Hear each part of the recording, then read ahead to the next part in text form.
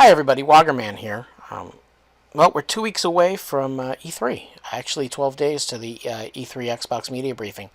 And I kind of wanted to give my perspective and predictions for what I think E3 is going to bring us from Microsoft.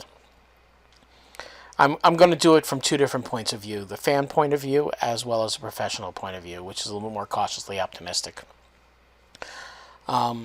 As you know, there are three things Microsoft has been focusing on. Phil tweeted it out about less than a week ago. The services, the hardware, and the games. Now, we all know the services and hardware both have basically been on point with Microsoft lately.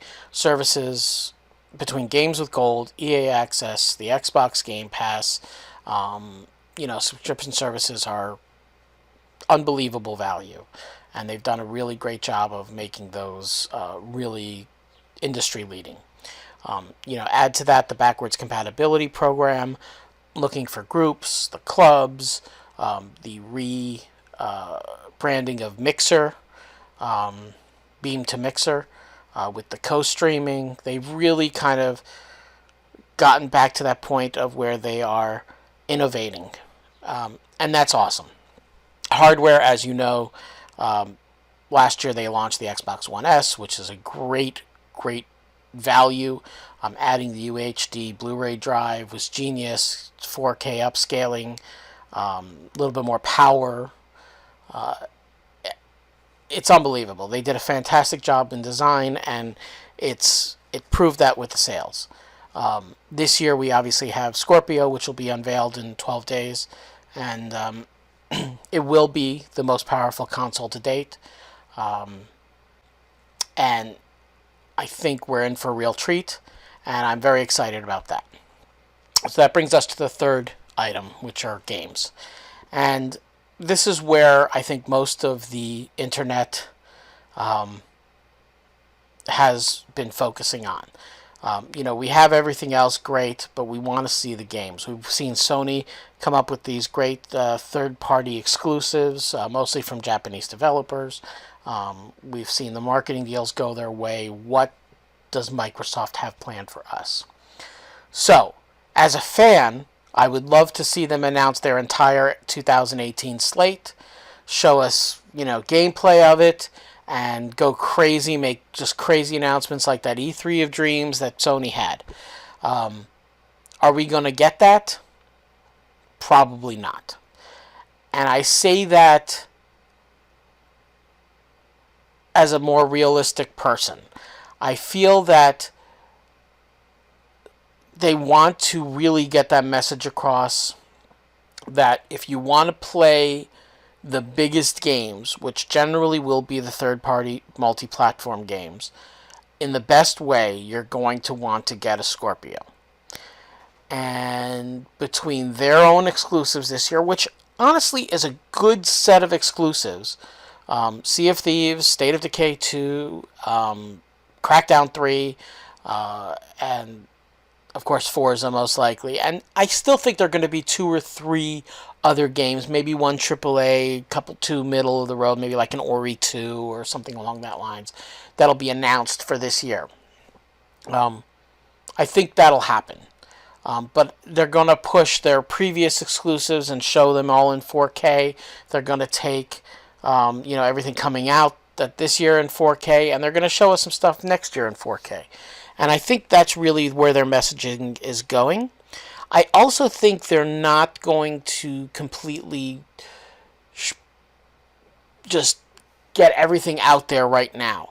I think that they are going to use other events this year to get their messaging across. So what do I think E3 is going to bring? I think we're going to see everything coming with Scorpio, showcasing it in 4K, basically explaining why, if you want the best gaming of all these games like Call of Duty, Destiny, Battlefront, everything, including the Sea of Thieves, State of Decay 2, Crackdown, everything, you're going to need a Scorpio. And they're going to give us a slight glimpse into 2018. I don't think we're going to get everything. I think we'll get a couple games here and there that'll be announced. And then they're going to say something to the effect of, and look to Gamescom where we'll make more announcements and show more games. And then maybe later in the year, they'll have a fan event like PlayStation does with their PlayStation Experience. Where they can, or just even if they just want to do like a Nintendo Direct, like an Xbox Direct, have another announcement in December, so giving you a glimpse into everything that's going to happen next year. I think they've really been taking this as a 3-stage process, and they've gotten the second stage is the hardware, which is happening this year, and the third stage will be games. So realistically, I think we're going to see next year be the year where we're really going to get a blowout of all the games. I don't want them to show us 3 years worth of the next 3 years worth of games this year. I want them to get a clear, concise message across.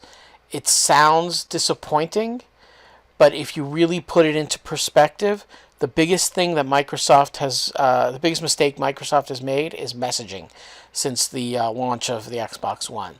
And I really think they should take their time and get that messaging across properly. They're going to make us happy by giving us a glimpse, but I don't think they're going to completely just put everything out there. And I hope they don't, because I would like them to do a slow and steady stream of new announcements all throughout the year to keep that news cycle theirs. They were smart moving their press conference back a day so that they can get a 24-hour news cycle before Sony's press conference. So I think what they're doing now is very deliberate, and I look forward to seeing what they're going to do next. So that's it. I don't know if it all makes any sense to you. I hope you're not disappointed, but I kind of feel that that's the way Microsoft should take it. Let me know what you think. Thank you so much for listening, and I will see you all at E3. Keep in mind that I will be posting all kinds of videos, all kinds of content during E3 on my website at www.60secondxboxreviews.com. Have a wonderful day, guys, and see you soon.